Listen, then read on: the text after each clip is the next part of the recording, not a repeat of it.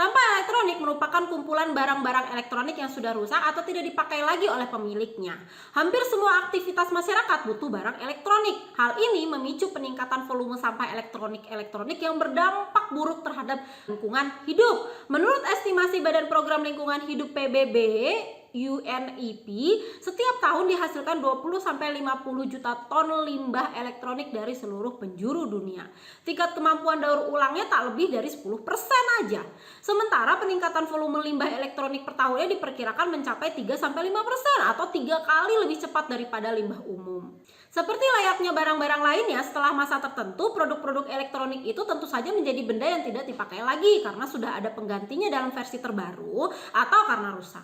Jika sudah demikian, barang-barang tersebut menjadi rongsokan elektronik atau sampah yang biasanya mengokupasi sudut-sudut ruang kerja dan gudang di rumah atau kantor. Pembuangan sampah elektronik mengalami kesulitan karena tidak semua tukang servis atau pemulung mau menerima rongsokan yang sudah kadaluarsa dan tidak ada lagi pasarnya.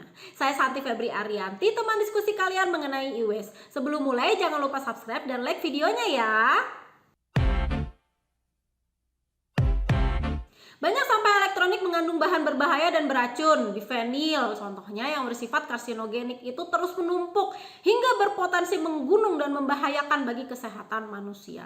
Selain itu, keberadaan sampah elektronik juga dapat menurunkan IQ karena ketika dibakar, sampah yang mengandung logam berat ini menimbulkan polusi udara, terutama pencemaran timbal yang sangat berbahaya.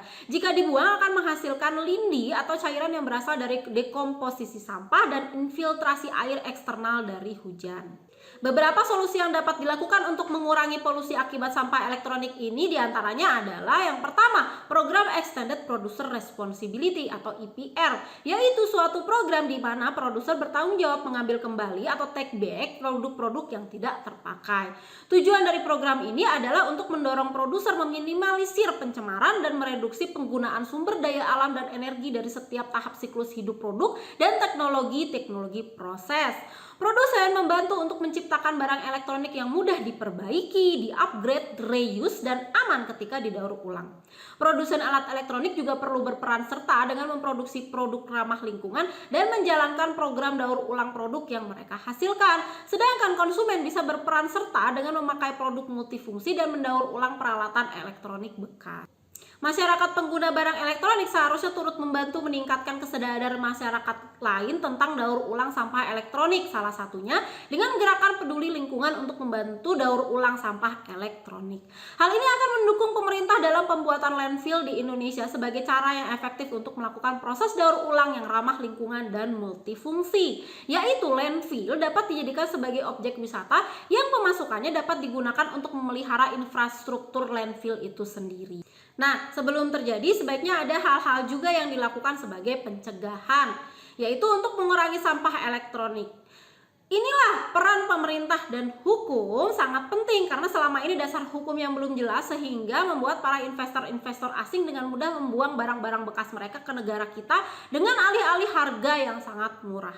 Parameter jasa atau retribusi pelayanan sampah juga sangat berperan penting karena selama ini belum ada ukuran yang jelas yang dijadikan ukuran untuk menghitung besaran pungutan sampah ke masyarakat sehingga membuat masyarakat semakin manja untuk selalu membuang barang-barang mereka. Kita juga dapat mencoba untuk memperbaiki barang elektronik tersebut karena mungkin saja masalahnya tidak begitu parah seperti yang kita bayang.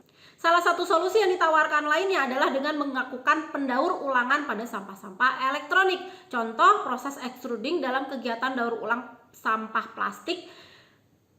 Contoh proses extruding dalam kegiatan daur ulang plastik dari sampah elektronik dan proses recovery logam menghasilkan PBDE, dioksin, dan furan.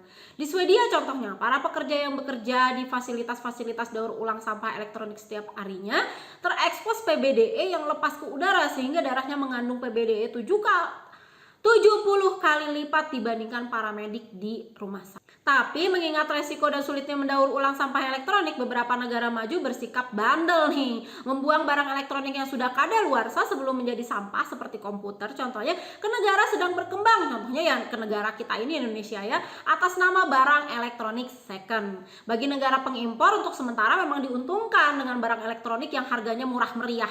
Tapi dalam jangka panjang harus menanggung beban pencemaran lingkungan B3 dari komponen-komponen rongsokan elektronik tersebut. Sedangkan bagi negara pengekspor mendapat keuntungan lingkungan terbebas dari sampah dan penghematan anggaran di mana biaya ekspor lebih murah 10 kali lipat daripada mendaur ulangnya. Salah satu cara bagi kalian nih ya warga elektro, terutama yang tertarik dengan ilmu material, adalah menemukan segala material yang semi organik agar dapat mudah didegradable ataupun didaur ulang. Muncullah istilah Fairphone, di mana klaimnya adalah sebagai the world's most sustainable smartphones. Layar HP udah banyak nih yang menggunakan bahan organik. Kelebihannya katanya lebih fleksibel dan mudah dibentuk. Banyak di antara alat elektronik sudah menggunakan organic semiconductor, termasuk solar cell. Nah, saya harap nantinya kalian juga bisa berkontribusi di bidang ini ya setelah terjun ke dunia kerja. Oke, video ini menjadi penutup materi kita sebelum UTS. Thank you for watching.